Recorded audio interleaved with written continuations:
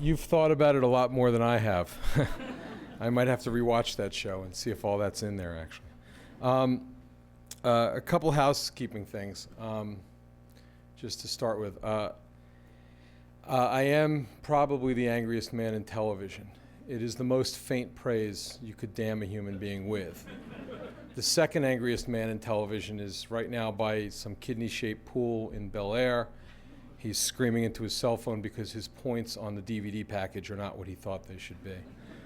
It really says nothing to say you're angry in television. It's an entertainment medium, and it's there to make people money. And I actually resented that article a lot. I don't think he said that I was nursing grudges against people that the grudges might be genuine. And in fact, what he did was defend two of his friends, quite admirably, because I admire loyalty. He defended two of his friends who were the journalists leading my newspaper and went to great length to do so without regard for what actually happened. So I'm really kind of adverse to the ad hominem. The ad hominem is the great fallback position of all our political discourse. It's not about what the facts are. It's not about what's on the ground. It's not about what needs to be contended with. It's about who's making the argument and how can we undercut them by citing some small fact from their past. You know, is it true you fucked some broad in 1927? Well, God damn it! How dare you come in here and argue over social policy? That is, that's where we're at now, and that's what this election will hinge on eventually. I don't know what obscure facts are yet to come out about the various candidates and what they did or didn't do in their own personal lives. I just know that at no point will we ever address anything meaningful. So that's, I'm sort of, I had to just jump out of my shell at the angriest man thing.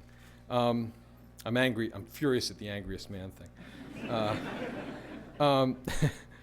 The other thing is, this is unbelievable that I pulled this many people into a room. Do you all know The Wire was not a hit?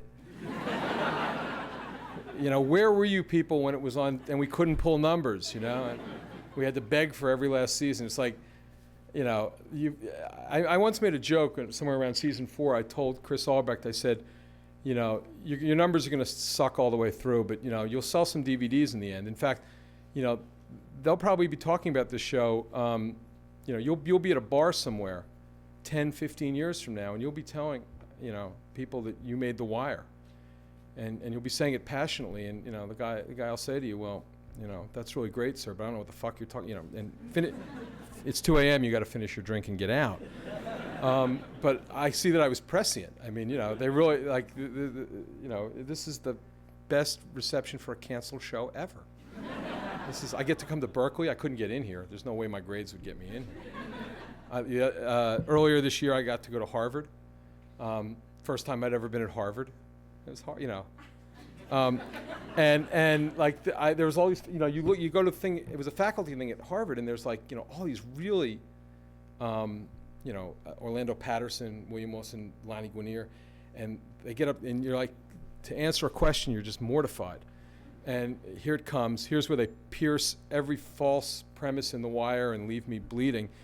And they raise, and they come to the microphone and you say, why did you kill Stringer Bell? Yeah, that was Lonnie Guinier. That was, and I realized then I was going to make it out alive. So it's been very funny.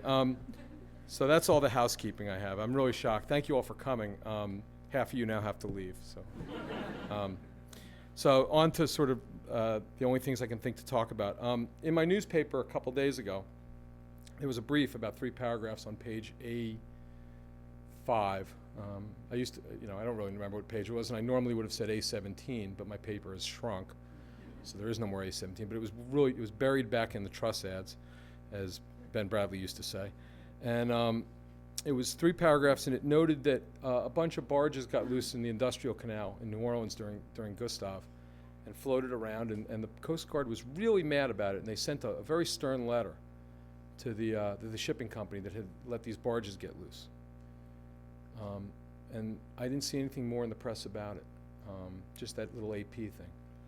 And I realized that I was going to bring that to you as evidence that if you thought for a moment that the wire was hyperbolic about our inability to recognize or solve our own problems, that is my Exhibit A, okay? If you happen to go to New Orleans and you make the mistake of mentioning to the people there that their city was undone by a storm or by a hurricane, you will have your head handed to you by a local, and rightly so, because the hurricane that passed New Orleans, called Katrina, was actually somewhere between a Category 2 and a Category 3. It was actually quite weak as it glanced off of New Orleans and went towards the Gulf Coast of Mississippi. It was a hurricane that all of the canal walls and all of the levees were supposed to be able to sustain themselves against easily. Everything up to a Category 3 was assured. The storm didn't overtop the levees. The storm didn't destroy the levees. A barge did. A barge that was not secured and was left in the industrial canal struck the retaining wall and destroyed the lower Ninth Ward.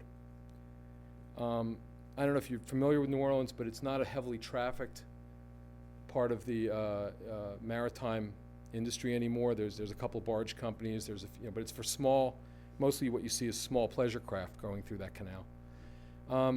So it all, me being not particularly maritime, I said, well, maybe they should close the canal. I just said this to myself.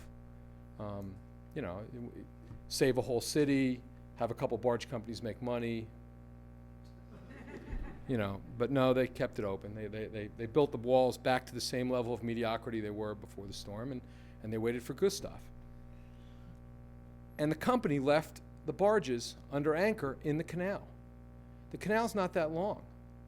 Pull them out, put them in Pontchartrain, do something with the barge. The hurricane's coming. We talked about it for days.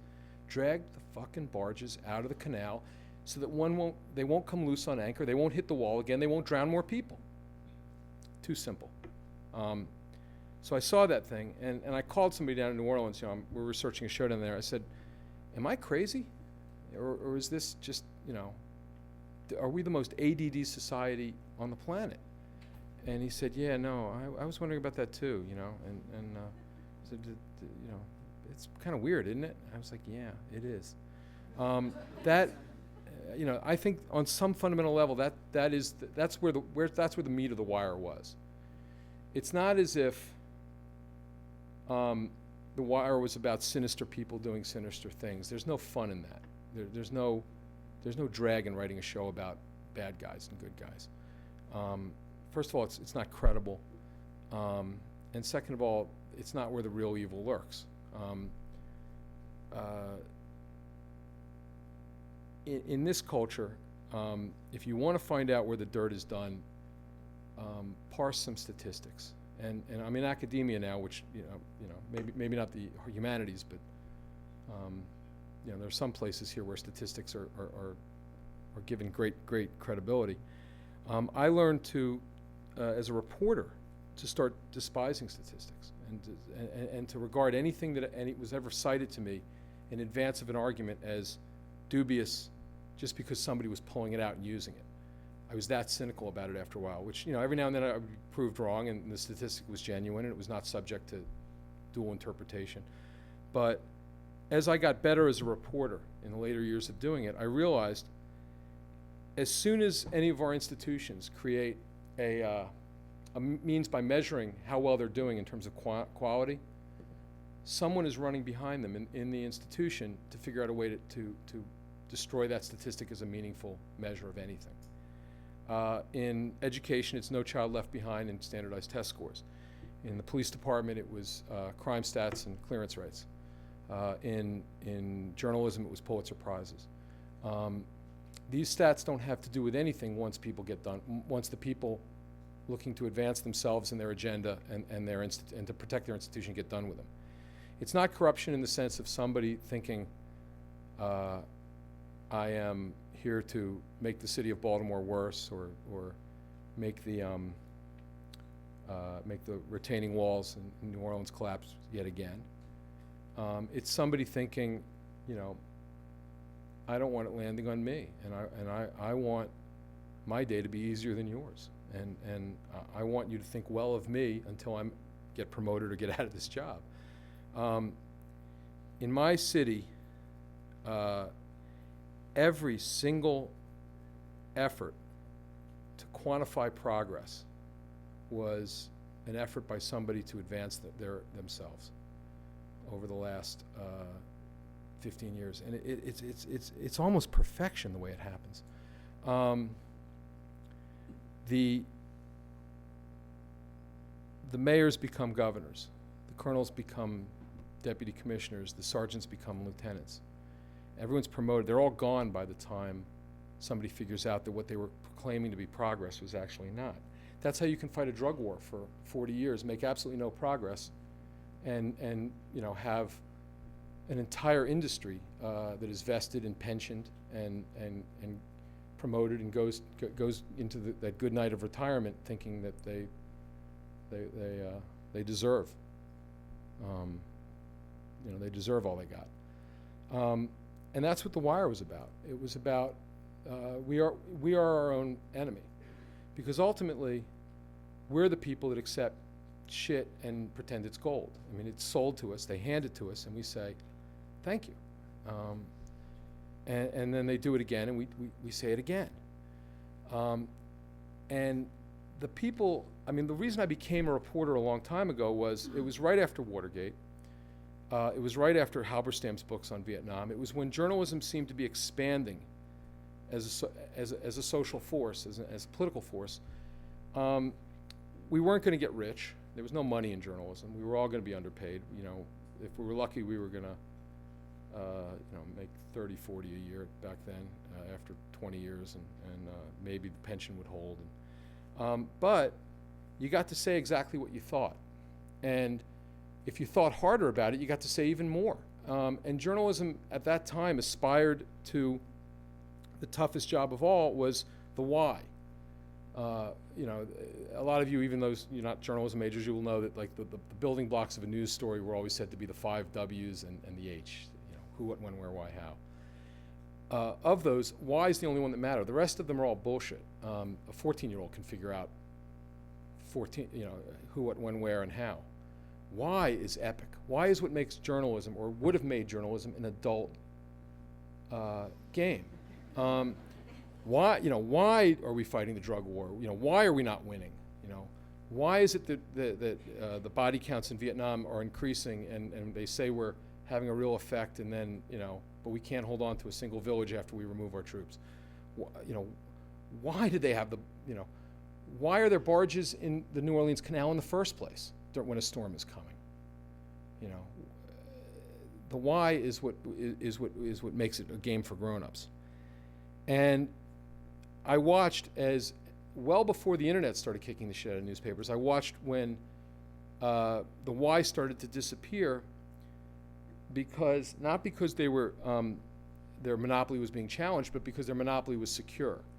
I took a buyout in '95. I ended my career as a reporter in 1995, well before the internet had any impact in journalism, and I did so by and large along with 100 other veteran reporters at the paper in a series of buyouts, because the Chicago Tribune Company, which owned us at the time, wanted to give its stockholders and wanted to show on Wall Street a 20% profit.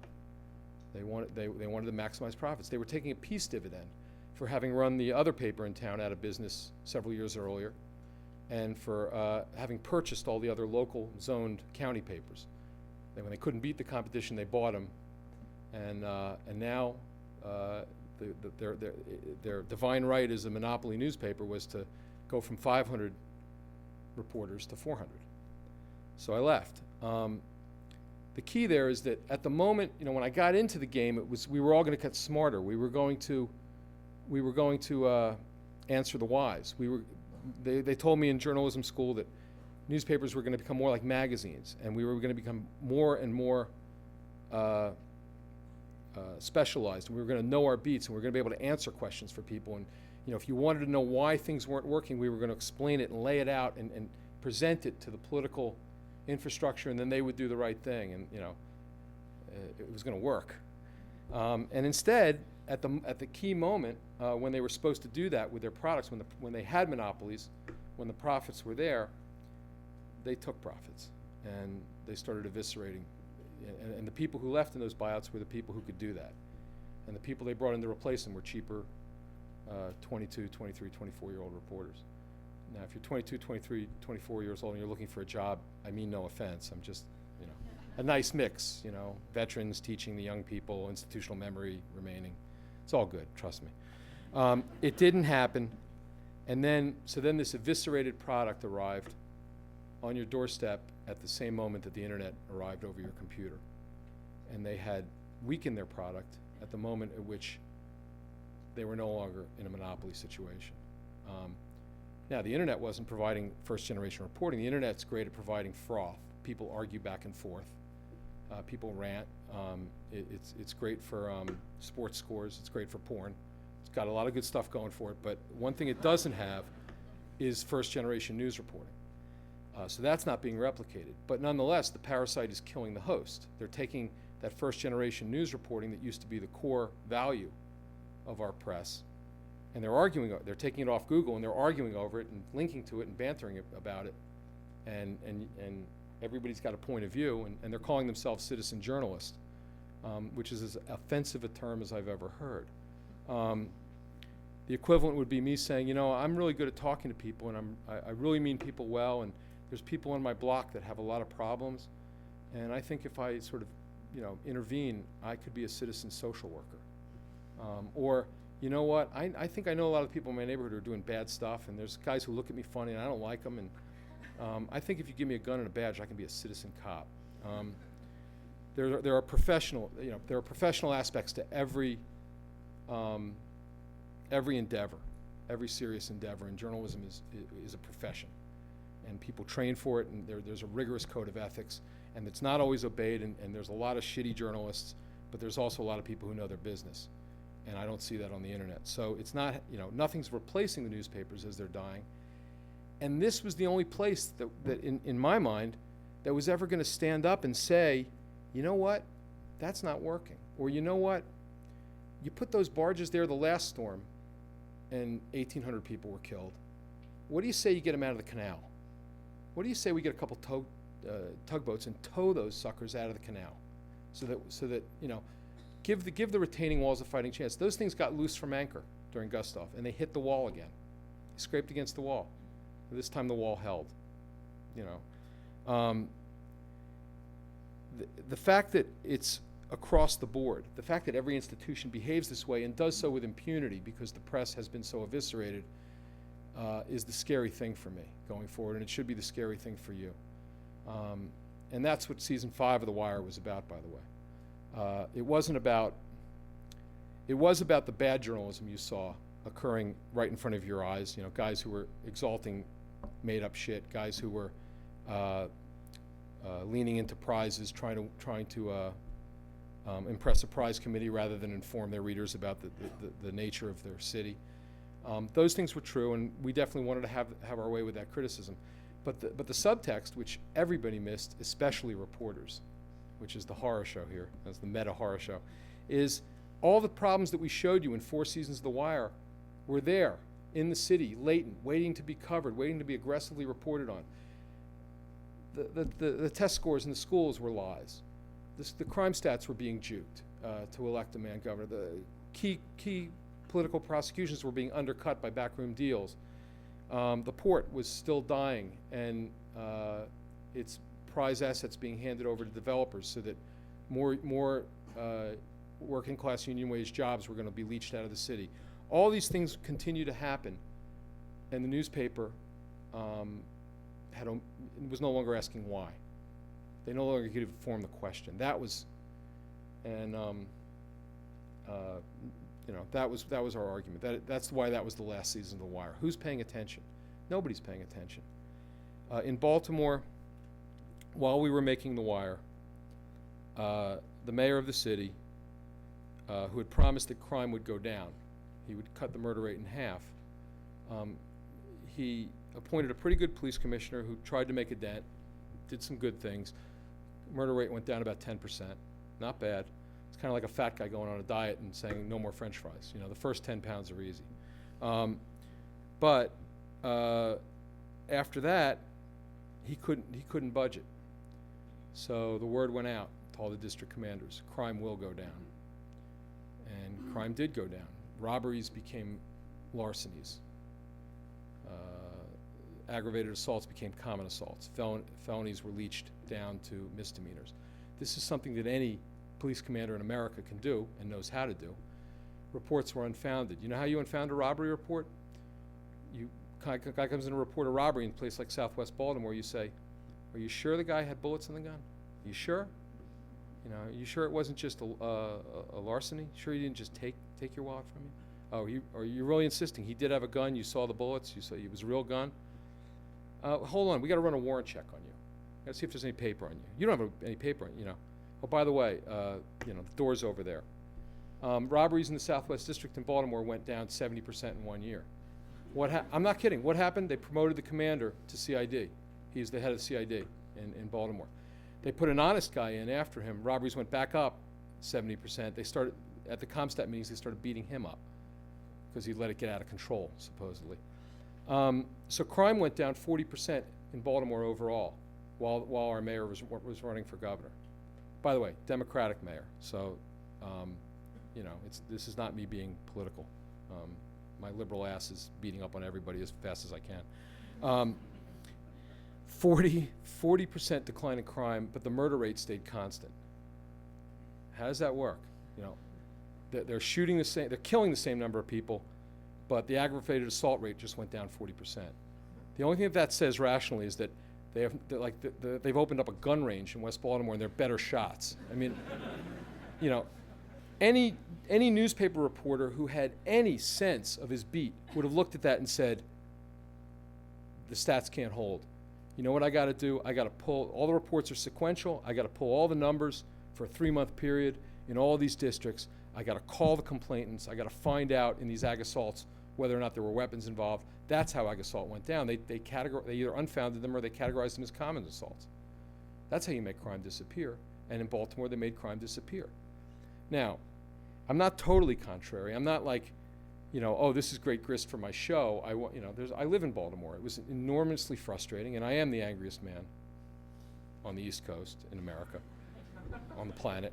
So I'm calling the desk, and I'm calling, you know, I'm trying to talk to the few people who are there who you know, and I'm saying, you gotta, this is, you know, and by the way, there were a lot of commanders who were offended, and were saying, I can't believe the stuff they're making me do. And you know, we'd go out and have a beer, and you know, you're writing all this stuff on cocktail napkins because it's so good, the stuff that they're doing with police reports, and you're thinking, how is it that a television show is going to put this on the air, and the Baltimore Sun is not?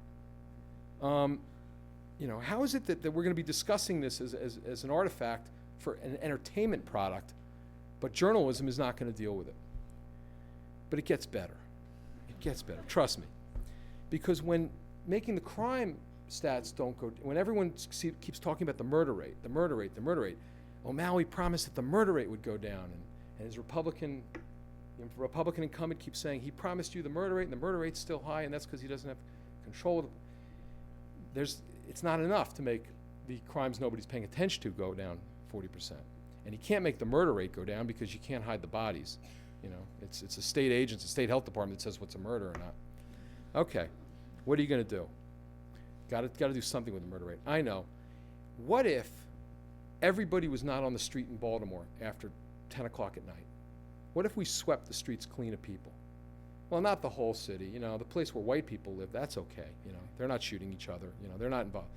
You know, they've got money. You know, let's do it in all of the black neighborhoods. Let's just sweep the streets. Nope, instant curfew. They started locking up over 100,000 people a year in Baltimore. Baltimore is a city of 650,000 people. For 3 years, the numbers were 118,000, 109,000. Of course, they weren't real charges. 25,000 of those people in one given year were released from the city jail without ever being charged. Like, you spent the night in jail. If you now sign this form that says you won't sue us, we'll let you go home. Otherwise, we're putting you back in the bullpen. Oh, okay, you're going to sign that was the game. I wasn't arrested. Ed Burns wasn't arrested. Dominic West, I don't think, was arrested. Or if he was, it wasn't for that. Aidan Gillen, not arrested. Members of the Maryland Club, not arrested. Johns Hopkins faculty, not arrested. Black people were arrested en masse. And the ACLU tried to file suit. By the time it came to court, the mayor was governor. Crime rate didn't go down. But a couple weeks ago, because it's who I am, I'm reading the newspaper. I can't help myself. It's like, every time I calm down, I go to a box and put a quarter in and I get angry again. So I'm reading the paper, and there's this article, and it's a perfectly fine article of who, what, when, where, why. Who, what, when, where, no, why. And it says, it's really remarkable. The A.S. Abel Foundation, this nonprofit in Baltimore, has done this study. And they've found that Baltimore juries are 30 times less likely to convict people of the highest charge in any criminal trial than in the surrounding counties, which are predominantly white. And they let it pass without comment. Isn't that interesting? The only thing the state's attorney doesn't want to talk about it because she thinks it will lead to the wrong conclusion. So she doesn't even want the report published. And she tries to argue they shouldn't publish the report. Well, that's idiotic, and the press laughed at her, and they should have. But the Sun lets it pass without comment. And the author of the report speculated that there may be demographic differences between the city and the county that could account for, no shit. But nobody does the report. Nobody goes back and talks to any of the jurors or goes into West Baltimore, the places where, and says, what's going on? Anyone got any ideas? Anyone want to throw something out at me? Well, if you walk into the other America for just a bit, and you ask them how they feel about certain things, you're likely to hear how they feel. Never mind reporting. Just if you're willing to have a conversation, and you're likely to hear in West Baltimore and East Baltimore that in every family there were fathers and sons and brothers and sisters and daughters who were dragged down to the city jail on the basis of manufactured probable cause and a manufactured charge, and then let go without it coming to trial, and they spent the night in jail in order to elect one-man governor. And this is your jury pool. So now you're having these jury trials, and you're shocked that when you bring a case to trial, they don't believe the police officer sitting on the stand when he's testifying about what the crime is, that they would find anything that came out of that police officer's mouth to be dubious. This went without being remarked upon in the press by the Abel Foundation. I mean, it was, I wonder why that is. The only people willing to discuss it were the talk show hosts, mostly white on radio, who wanted to sort of mock the black community for not doing their jobs as citizens in convicting people when it was their neighborhoods that were being so victimized by these high rates of crime. The external view of, again, the one America which has ADD and no newspaper seriously informing it about what's at stake, completely forgetting about the last 3 years of mass arrest and reporting everything in a vacuum. So, again, a day or two ago, there's that barge. And almost without comment about this is how 1,800 people drowned. Not because the water broke through the levees, but because a 60-ton barge did. They reported it almost without comment. You had to put it together in your head. You had to remember, oh, you know what? This was important, I think. That's the state of the press today. And because that's the state of the press, the gamesmanship that goes on in school systems, in city halls, in police departments, with the U.S. Coast Guard and the Corps of Engineers in New Orleans, wherever you want to look and find where accountability is falling down, you'll not only find the institution itself playing this great game of cover your ass, but you'll find all the people that we used to rely on to censure that kind of thing eviscerated and beleaguered and gone. And so that's the audacity of despair. It's going to get worse, and I don't mind saying it now. Am I really telling you to just, crawl into bed and put the covers over your head? That's not a bad option if you have a comfortable bed and, you know, good covers. But what I'm really saying, I mean, the only way, The Wire is angry in its dissent, and it really is rooted in what's happened to us in terms of a country that no longer even recognizes its problems, much less makes any serious attempt to solve them.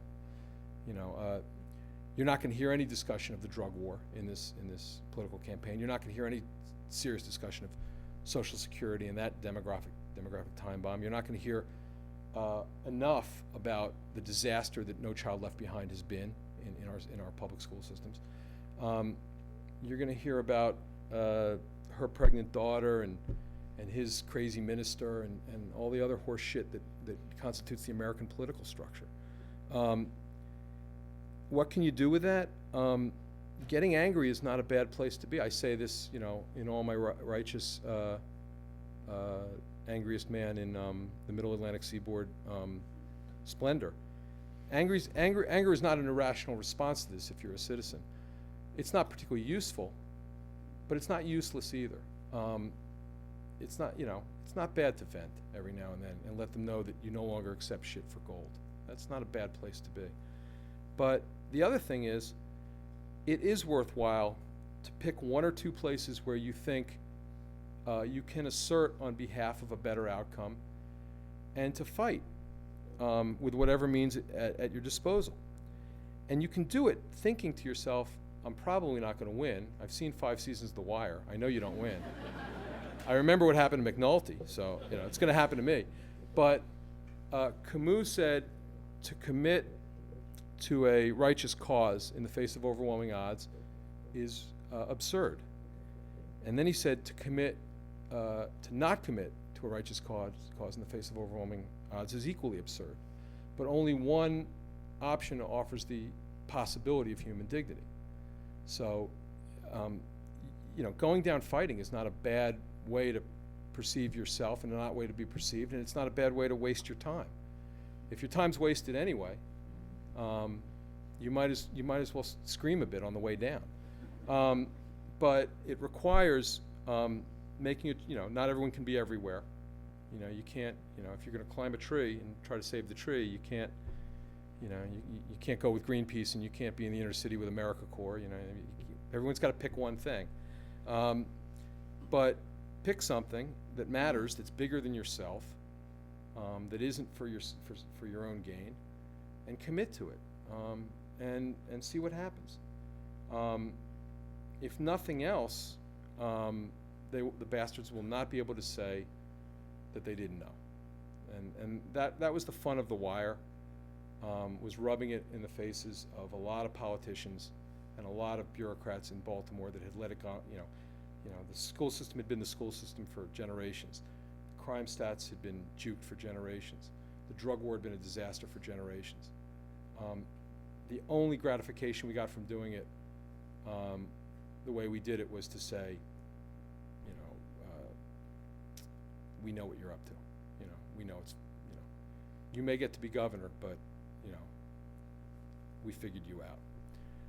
It doesn't amount to much, but it, you know, it's better than being a sucker, right? So that's The Wire. And Generation Kill, more of the same. And the next thing will be about New Orleans, in case you were guessing. There'll be barges in it. You know, we haven't cast the barge yet, if anyone's got any ideas. So, having ranted as best I can, why don't we just go to questions? Yeah. So the room is large. There are a lot of people who need to stand up and speak in a loud voice. There are some microphones around. Let's see if they can actually make them. Just speak up in a boomy voice. We'll hear you. All right, thanks for being here. When you make a series or a miniseries of Generation Kill, how do you divide the episodes into cohesive stories and like that?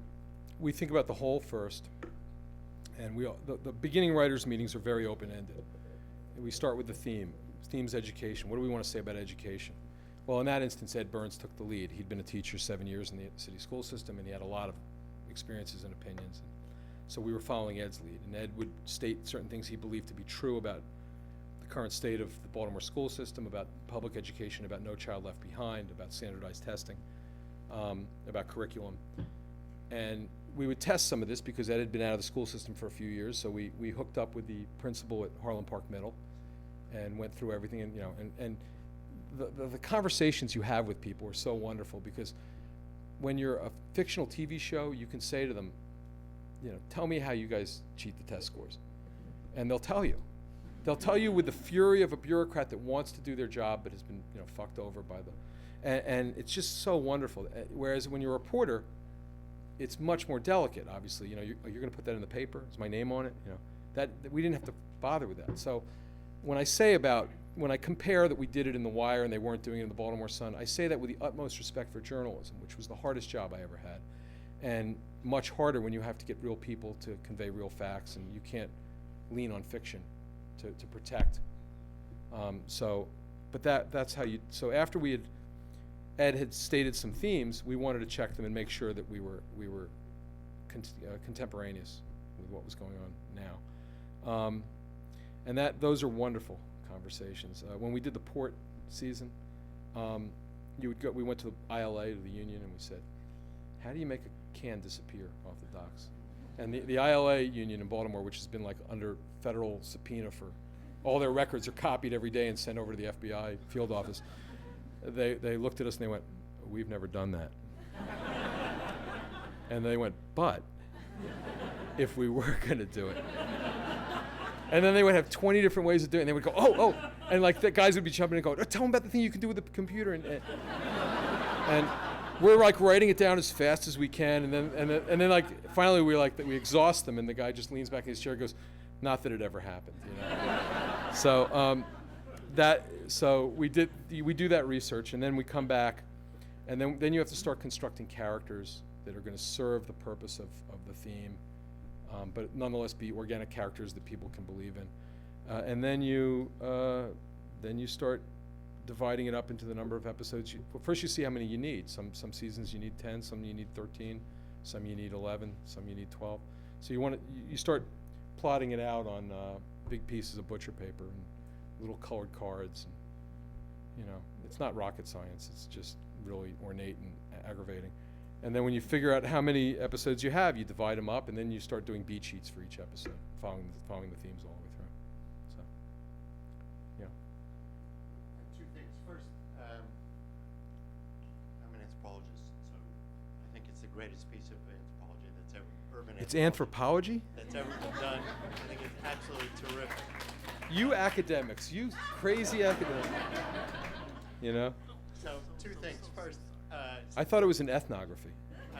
I thought it was sociology. We'll talk about that. All right. Two things. First, since we're at Berkeley, Aristotle said, in the face of injustice, if you're not angry, you're a slave. So your anger is completely appropriate, and thousands and millions of us ought to be angry and get past this resentment-filled stuff, and anger is healthy under these circumstances. It's worked for me. Well, I'm a New Yorker, it works for me too. So that's one. Two, I'd like to hear a little bit more, because the way you describe what you're doing, and I'm an incredible fan, as some of the people here know, it sounds a little bit like Agitprop, but it's not Noam Chomsky. It's much deeper and more complicated than that, and therefore much more moving. So I wonder if you would talk about that a little bit. I'm an admirer of some of Chomsky.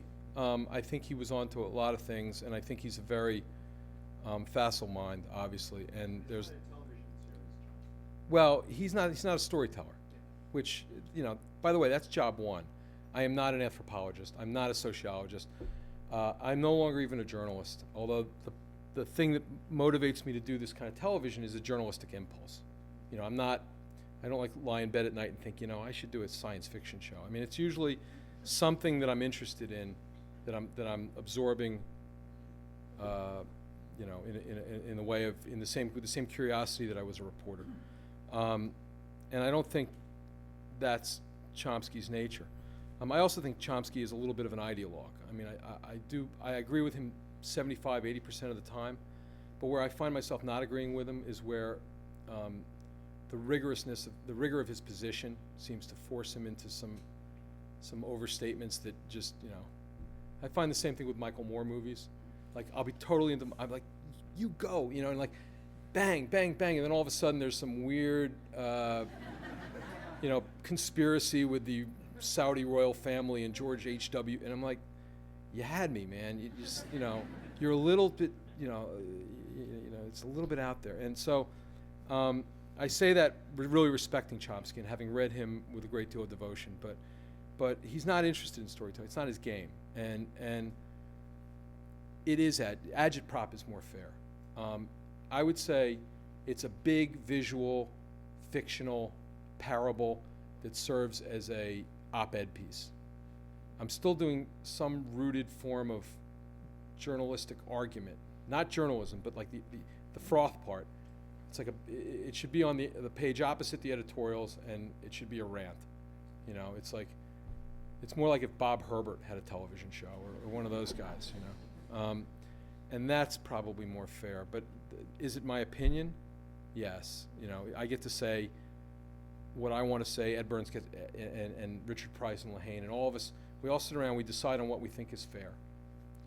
People argue about what's fair. At least that happens. At least we all sit in the room and, you know, counter evidence is brought up and you're overstating it. You know, now you know, that character is now just becoming a device for you to make that argument. We have those discussions. But in the end, we get to have our say, as any novelist would, as any filmmaker would. And we understand that it's an opinion. And by the way, we might be wrong. You know, it might be 10 years from now, you pull the wire out of its little DVD box, and you go to the basement, you find what used to be called a DVD player, and you put it in there, and you watch it. And it might be really quaint and funny, and look at this dystopia. You know, didn't they know Baltimore was going to be, you know, the vacation spot of the Western world? I mean, you know, and which, you know, didn't they understand that the new media was going to be better than the old media? Didn't they understand that No Child Left Behind was the most brilliant, you know? That can happen. You know, listen, we took our best shot. You know, we really believed it when we said it. I think we got some stuff right. We'll see. You know. Yeah. Thank you. Your comment about that you're no longer a journalist reminded that Norman Mailer said that if you know how many books he wrote, but he only wrote 2 nonfiction books, and he said he lied the most of the 2 nonfiction. So I think you can work your way from journalism into a place where you can actually tell a story that actually has a completion. Well, yeah. I mean, you know, In Cold Blood is a wonderful book, and I'm not sure how true it is at all. So I think that's really true. But I've read books. I've read works of narrative nonfiction that I know in my heart are true. And one of the things that makes them true in my heart, either I know the work of the journalist involved, and I know how, you know, I know their methodology, and I've met them, and I sort of believe in the works, or if I haven't met them, the work itself is like idiosyncratic. It doesn't follow the way a novel follows. You know, when I was writing Homicide, I couldn't make them solve the LaTanya Wallace murder. And it was freaking me out. It was like the murder at the center of the book, and these guys they're fucking up my book. They're not going to solve it. Because, by the way, you are in that mindset of, you know, of total selfish, you know, I'm totally invested in this project. How can they not solve this murder? You know, never mind the little girl and her parents and society. It's like, you know, my book needs an end. But at some point, I sort of accepted it, and then you have to sort of, okay, well, maybe this isn't the worst ending. Maybe this is actually what I want to say in a way. And the books of narrative nonfiction that I admire, Generation Kill being one of them, Michael Herr's Dispatches, What It Takes by Richard Ben Kramer, Tracy Kidder's Soul of a New Machine. They don't fit, all the pieces don't fit quite right. They don't build to these perfect crescendos and leave you where you want to be left. Because that's what life is. Life is anti-drama. So I know where I'm cheating on the wire. It's a drama. You know, that's part of my job description is, you know, when I went to HBO, I didn't run in the room and go, you know, Chris, Carolyn, I'm going to give you some anti-drama, you know. Can I have $40 million for some anti-drama, you know? My job is to bring home a story and to tell a story. And, you know, at no point did I lose sight of the fact that that was fictional. But Generation Kill, or The Corner, we actually tried to follow the book with great rigor, and we're, you know, right down to using dialogue at the key moments that came right out of the characters' mouths, and those pieces don't build perfectly, and they don't end where a film could be expected to end. They don't proceed as films are expected to proceed thematically and in terms of pacing and plot, and the reason is they're real. So just because Norman Mailer, a novelist by training and by, not just by training, but by standing, decided that he could take liberties with Executioner's Song or with, what was the other one? Oh, yeah. Doesn't mean that that's the way to proceed, you know. I can read those books and admire the craft, but I don't believe, I agree I don't believe him, but he's not my, I don't think he stands for anything in terms of delivering nonfiction narrative, because I think it's been done honestly by a lot of people. Oh, I tried to go to you, but you're, oh, yeah. Neither did I. Yeah, I know. What do you do? I actually held the hands of a lot of journalism graduate students who are heading out into a world where their industry is in a state of total disarray, and told them that it was all right and that somehow they would come through. And I had more bedside manner than I've ever displayed in my entire life in 3 days. I came here because the dean of your graduate journalism school is Neil Henry, who when I was at the Diamondback, and even before, when I was in high school outside of Washington, he was a reporter for the style section of the Post, and he did really good stuff. And he was a byline that, you know, I wanted to be a journalist from the time I was 14. He was a byline I admired, and I didn't know what happened to him. You know, one day he was at the Post, and then he was not at the Post, and then I got this message, you know, Neil Henry wants to know if you'll speak, and I was like, Neil Henry? So for me, it was a little bit of dues paying. You know, this guy was one of the guys who made me want to be a reporter. So I came, and I've just done whatever he asked. It's been 3 days of sitting in on classes and talking about writing and talking about reporting, and that's it. Yeah. So as you were running the episodes of The Wire and going through all 5 seasons, were there any developments about the plot or character that surprised you, that sort of drew you out? Not big ones, because we had to plan all that stuff way in advance for it to work, for it to be a cohesive whole. But there's always, in the journey, there's always these points where you find something, or you find a connection between two characters that ought to be highlighted, or you find a parallel to something you've written previous. There's always, and sometimes you wouldn't find it, but you know, Dennis Lehane would go off to write his episode, and he'd call you and say, I think I got something here, or this isn't working. Is there another way to do this? I got a scene here that's laying there like a bagel. And, well, he wouldn't say that. Dennis is Irish, but that's a great Joseph Papp line. You know who Joseph Papp is, the dramatist? Joseph Papp used to say, like, when something wasn't working on stage, it lays like a bagel. So that was something we said in the writer's office a lot. But so sometimes you think something's going to work, and then it falls apart in your hands, and you're like, well, you know, in order for this thing to work, we got to get him from A to Z. So what else we got? And you rethink it. But it's always contained within a larger theme that once you committed to it, you know, to upset the whole theme would have had us all, you know, it would have just backed up on us like bad sewer pipe. Yeah. Yeah. Can we ask everyone in the room to wait for a microphone and hold it to your mouth when you're talking so everyone can hear the question?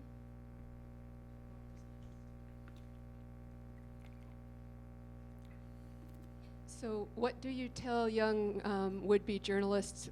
How do you talk to them about going out into that profession that's in so much disarray? Where are they going to go? I say I don't believe newspapers are going to recover. I think it was the most mismanaged industry of the century. They put the industry in the hands of people who were not journalists, who were either ad men, or in the case of the LA Times company that bought my newspaper, the guy was selling oatmeal for General Mills 1 minute, and then he was selling newspapers. And when he came to talk to us, he was talking about product, and he never mentioned journalism or the public role. It was, you know, he was selling widgets, and so they had contempt. They never really understood what, you know, Zell and Abrams. If you've been reading that hilarity, these guys still haven't figured out what they're selling, and So I think the people who figure out the way out of the wilderness will not be the people who ran this industry into the ground in a matter of short moments, or in the last 20, 25 years. It will be, you're going to see something new, and it's going to involve not cutting down trees. I mean, that part's over, even if newspapers could regroup.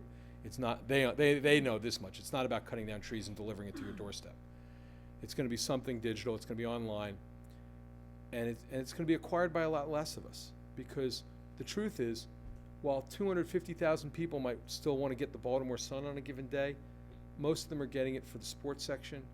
They're getting it for the comics. They're getting it for the crossword puzzle. They're getting it for the coupons. News coverage, and particularly high-end news coverage with the Y in it, is a lost leader. You know, a relatively small number of the subscribers want the paper for that.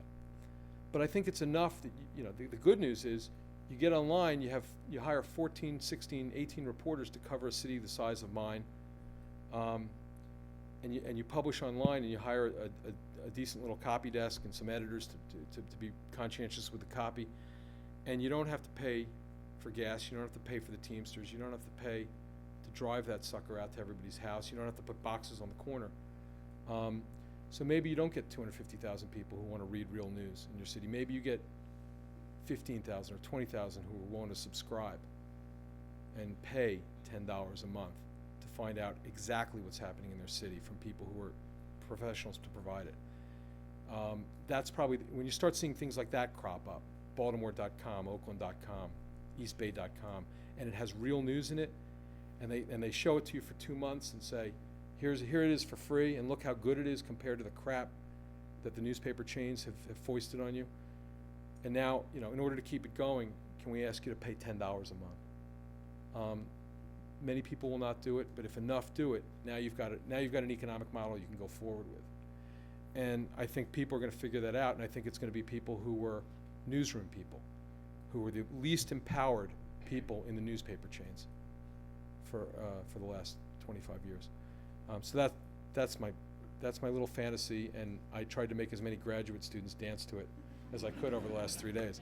Some of them really looked like they were buying it, and I think they're happier for having met me, and you know, we'll see how long it lasts. You know, I may have really done them a disservice. I'm gonna go. I see you. These people in the back of the room. I keep doing this, and I feel guilty now. So go all the way back there, yeah, because they had to stand too. And I was long-winded. One of the things I think is interesting about The Wire is that you have like you have all these characters who are like really down to earth and incredibly grounded, and then you have Omar, and like I like and don't get me wrong, I really love Omar. He's like my favorite character on the show, but he strikes me almost as kind of like a pulp hero, you know? Like he strikes me as someone you'd see in kind of like a 1930s pulp book in a way, you know? I mean, like, but it's good. I like it. But like, what do you was that kind of your intention, or like? Yeah. what? Well, the Wire, the people we stole the most from thematically, we stole a lot of material from real life, from Baltimore. But in structuring it, we stole from Euripides and Aeschylus and Sophocles, the Greek tragedies. And I can say that because their estates can't really, you know, fuck can they do to me now? Bunch of dead Greeks. But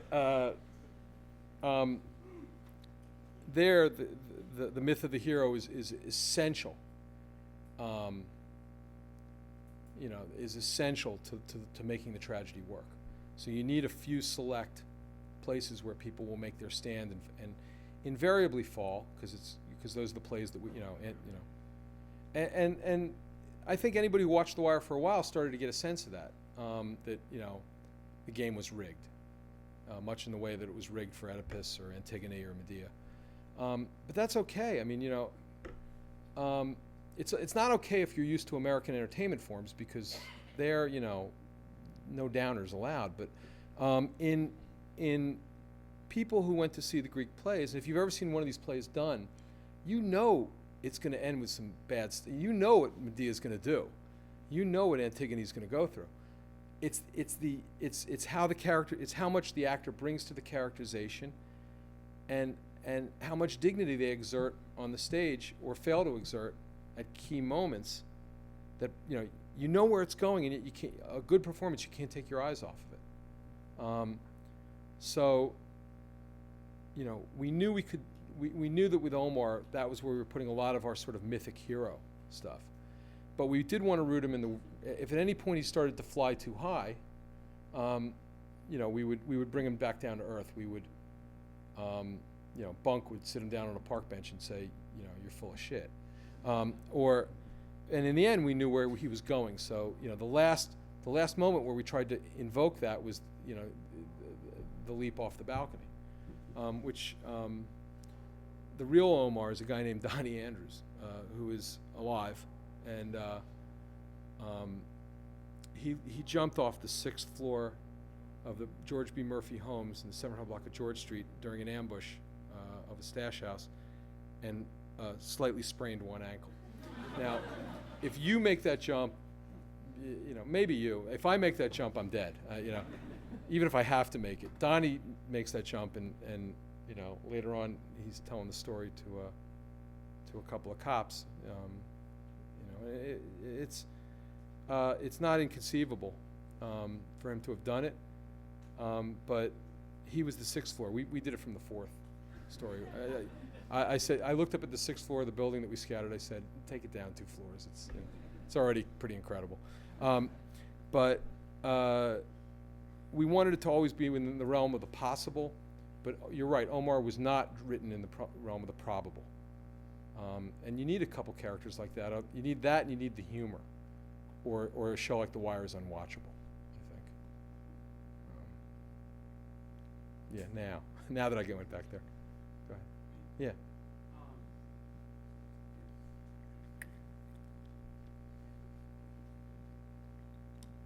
All right, just 2 quick questions. One thing I've always sort of thought about is that it seems that most of the white characters in The Wire are either, save McNulty and Carcetti at times, either just not very likable or kind of a doofus, for lack of a better word.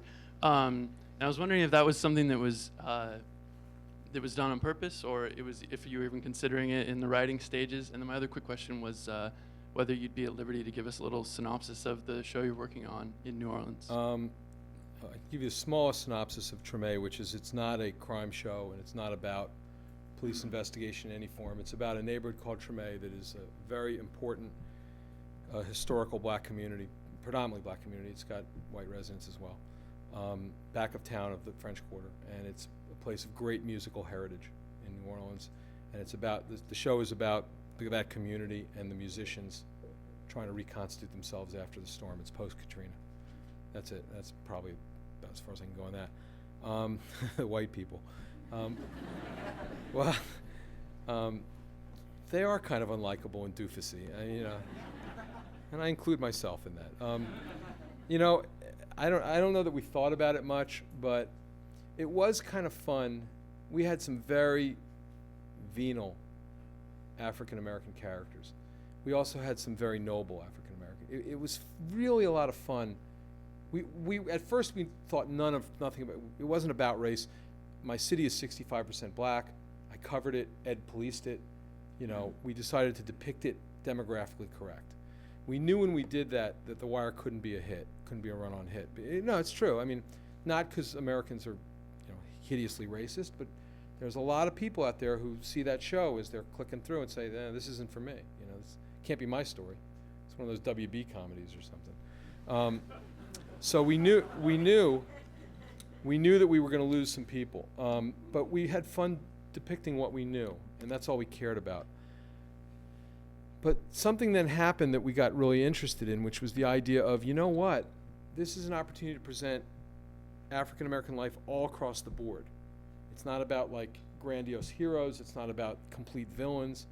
We're going to have drug dealers. We're going to have school kids. We're going to have school teachers. We're going to have the mayor. We're going to have the mayor's chief of staff. We're going to have the police. We're going to have Daniels, Kima, good cops, bad cops. And then it became fun to make sure that we were all over the map on that.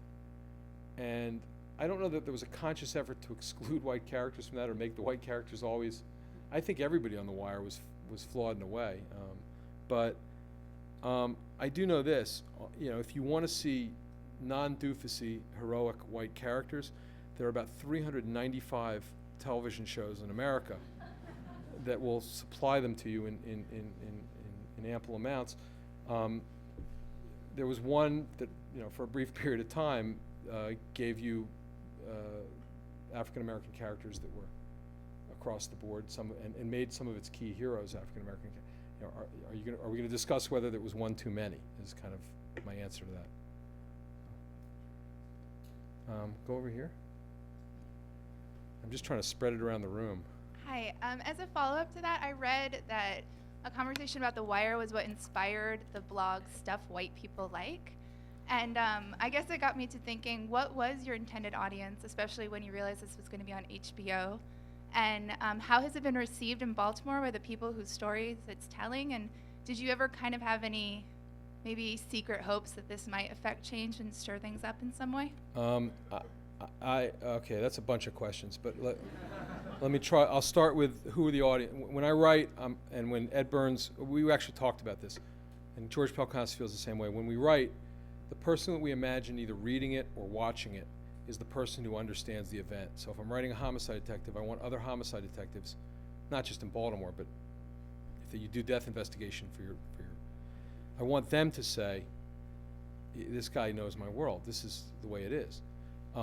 Same thing with a drug dealer or a longshoreman or a recon marine, to go to Generation Kill.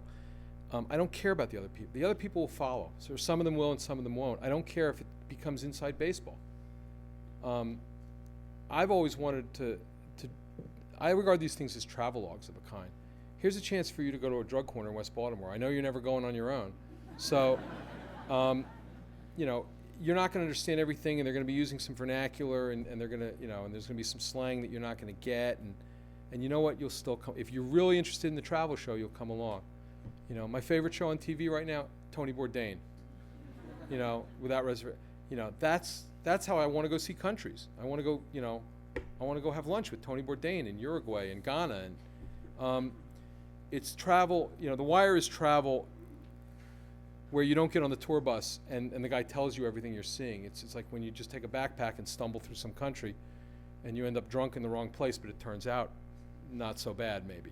At least for you, the viewer. Maybe, people around you were getting, shot to death left and right and going to jail and losing their jobs as police officers and everything else. But you got out and can tell. So that's it's always writing for the person living the event and not wanting to be ashamed in front of them. And I don't care about anybody else. So I don't think about, if the HBO does focus groups on my shit, they never tell me. I don't talk to them about that. I never tell them what I think that I have no sense of audience, which is probably why, although I can fill a nice room like this at Berkeley, I'm fairly marginalized in the entertainment industry because it matters whether you get a big audience.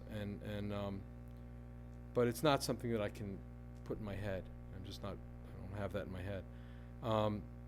The other part that you asked about was, give me a hint. I can answer this really quickly. Across the board, middle management, whatever institution we depicted, middle management and labor love the show. Upper management hates the show. That's true in City Hall. That's true in the police department. That's true at the Baltimore Sun. That's true in the U.S. Marine Corps. Our point of view is always with middle management or with labor. Everybody's got to be somewhere. That doesn't mean that somebody couldn't do a credible show about what it means to be a police commissioner and do the good and the bad and make the character. But for us, people like Rawls or Burrell or the editors or they're not where our interests lie. And so, I always got amused when people said, "Oh, the Wire characters are all so they're all so gray and no one's really truly evil or good." And I'd think, Valchek, some characters are the picture, and some characters serve. They're just the frame. Not You can't be everywhere. The only movie that's everywhere is Rashomon, and that's the point of Rashomon. You know, other than Rashomon, you know, have a take, don't suck. Pick a place to make your stand and tell a story from that person's point of view. That's all it is. So. Okay. Are we, yeah, I'm sorry. I've looked past you 4 times. Theoretically, you're the benevolent dictator of the United States of America. What are the first? Theoretically, you're the benevolent dictator of the United States of America. What are the first few policies you enact to change American society as you see fit?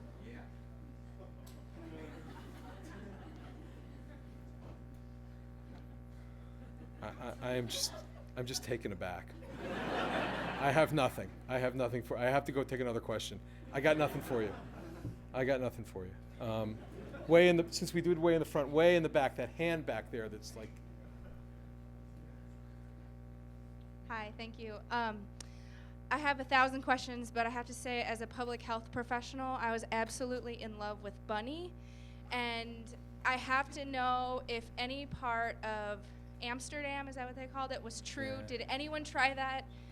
Hamsterdam. Hamsterdam, excuse me. Yeah, it was made up. It was all fictional. Nobody tried to legalize drugs in Baltimore. We had a mayor who went as far as to say in 1988, we should look at this drug war seriously because it's not working, and we should look at other paradigms. And this was Kurt Schmoke, who was or Yale educated, destined for the Clinton cabinet, really highly regarded. And at the moment that he said that, his political career was pretty much limited to being the mayor of Baltimore for maybe another term. He destroyed his own political career for the sake of being a prophet without honor. And he was right. And you know, you obviously know, if you know anything about The Wire, that it's inalienably opposed to drug prohibition as a policy. But you bring me to something that I do want to say because I've got a captive audience. The one thing I say wherever I go and speak to people now is that the people who wrote The Wire and researched the problem of drug prohibition came to the conclusion that there should be some sort of Hippocratic element to how we proceed with drug policy. First, do no harm. The drug war, for a lot of reasons that we depicted in The Wire, is not only not having any effect on the availability of dangerous narcotics or opiates or metabolites or any of the dangerous drugs, but it's actually destroying law enforcement from within. So if you admire good police work, which I do, the drug war is heartbreaking to what it's done to the Baltimore Police Department, and not just through stat games, but through teaching a whole generation of cops how not to do criminal investigation. Why do you have to do criminal investigation? Well, you can make all your stats by going into a guy's pockets. You know, I can make 20, 30 arrests on the street every 2 weeks, get all my court pay, all my overtime, and I look great on paper. The guy who actually rolled around his post trying to figure out who was doing the rapes or doing the church burglaries or the armed robberies and only made 1 or 2 arrests, he looks awful on paper. That's the police department we built. We built a generation of cops who actually can't do their job. So it's a disaster. And you'll never have, and it's up to us to actually act on it because there is no political courage in either of the parties or anywhere that is ever going to be in power and ever use that power to actually call an end to this nightmare. So I'm convinced that if I'm ever picked on it, and of course by saying this I won't be, but if I'm ever picked for a jury and they put a non-violent drug case in front of me, I don't care what the weight is. I don't care if it's 2 pills or 200 kilograms. I would find the defendant. I would not put another person in jail for a nonviolent drug offense ever. And I urge everybody to opt out of, the federal prison population now. When I started as a police reporter, 32% of it was violent offenders. When I ended as a police reporter, it was 22%, and now it's 9%. Okay, so more people, we are the jailingest motherfuckers on the planet. And the people we're putting in jail are the least violent ever in the history of the country. At this point, the Rockefeller laws, the sentencing guidelines, it's draconian without purpose. And until everybody, until average Americans start saying, I'm not going to participate in this anymore. I am not going to play this game anymore. it will continue because there is nobody with the political heart to do anything about it. So if it gets to the point where they can't find 12 people to put somebody else in jail for a nonviolent drug offense, at that point maybe somebody has to start reconsidering drug prohibition. That's what happened in regular prohibition, is that Americans weren't willing to put their neighbor in jail. And never mind the Al Capones and the cases about gangsters, they weren't willing to put their neighbors in jail for making bathtub gin. And they couldn't, in places like Indiana and Iowa, they weren't able to convene a jury that would find anyone guilty. And that was when they knew the end was there. So we have to get to that point. And so that's there's one thing you can do, right? There's the audacity of despair for you. So thank you for asking that question, Les.